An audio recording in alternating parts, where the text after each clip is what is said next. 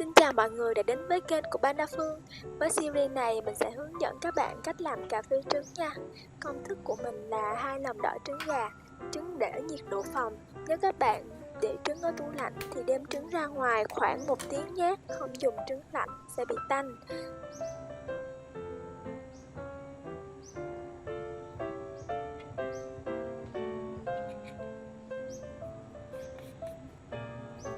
Tiếp theo mình cắt một mảnh giấy A4 tạo thành hình trái tim nha.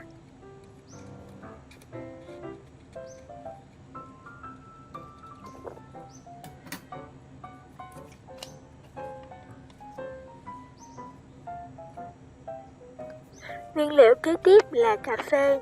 Mình cho vào 30g cà phê đã được xay mịn ra thành phẩm khoảng 60ml cà phê nha các bạn. Các bạn có thể pha cà phê phin hoặc dùng cà phê đen loại hòa tan cũng được.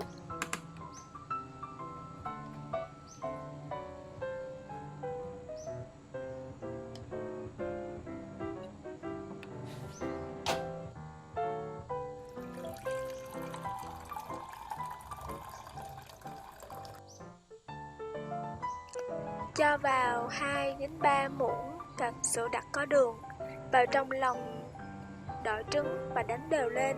Nếu các bạn thích ngọt có thể cho thêm sữa đặc vào nha.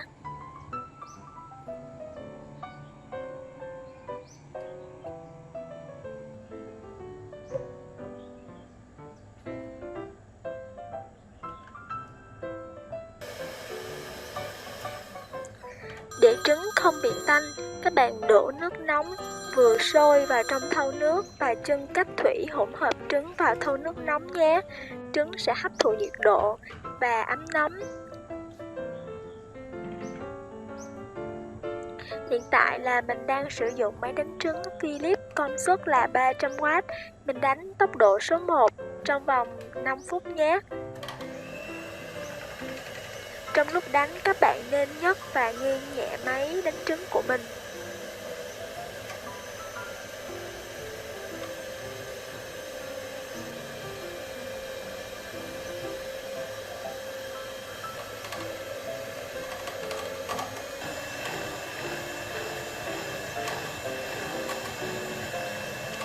Hỗn hợp trứng lúc này sẽ ấm, rất bông và mịn.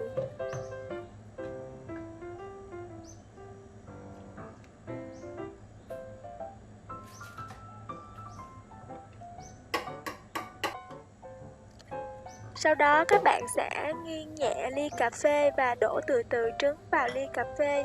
Lớp trứng rất là nhẹ sẽ nổi lên trên mặt ly cà phê, rất là đẹp nha.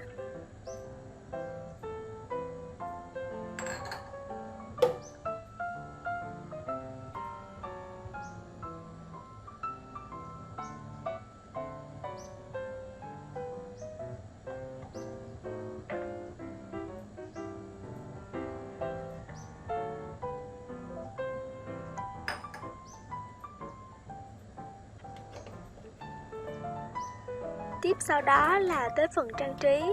Các bạn sẽ để giấy đã được cắt họa tiết hình trái tim để lên trên mặt ly.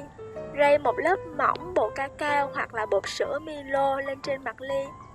Tên và ta đã có được thành phẩm.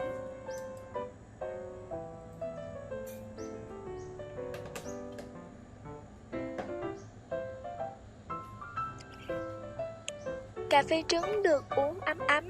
Ngay sau khi pha xong, các bạn dùng ngay nhé. Chúc các bạn thành công.